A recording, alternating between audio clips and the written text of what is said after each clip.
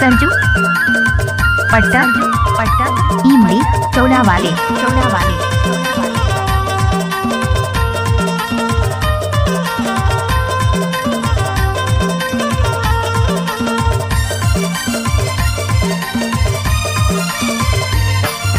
लड़कैया में चीता चाता जवानी में झोपा, लड़कैया में चीता चाता जवानी में झोपा, बुढ़वा में सिर डोला अब कैसे होता गाया बेजरूर तोर बरे भेजाऊं बुलौआ, तय हाया बेजरूर तोर बरे भेजाऊं बुलौआ, तय हाया बेजरूर तोर बरे भेजाऊं बुलौआ।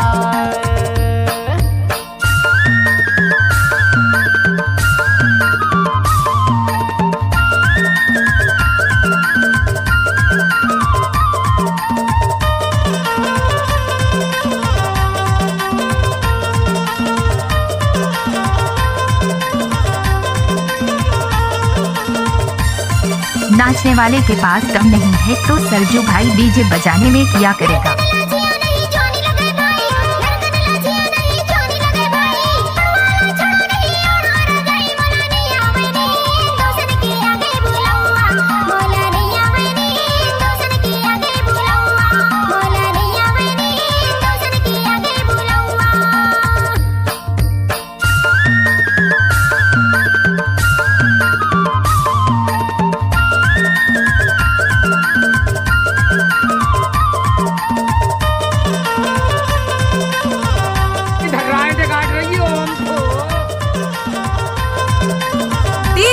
सरजू बट्टा एक्सक्लूसिव।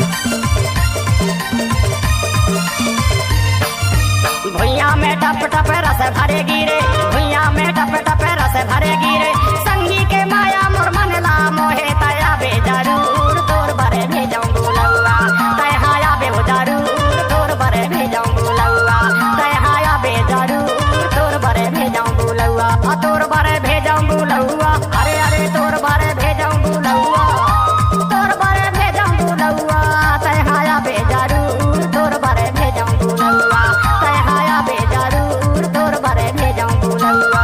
मलनिया मनी दूसन के आगे बुलौआ, तय हाया बेजरूर तोर बरे भेजाऊं बुलौआ। मलनिया मनी दूसन के आगे बुलौआ, तय हाया डीजे संजू बुलौआ। पट्टा इमली चौला वाले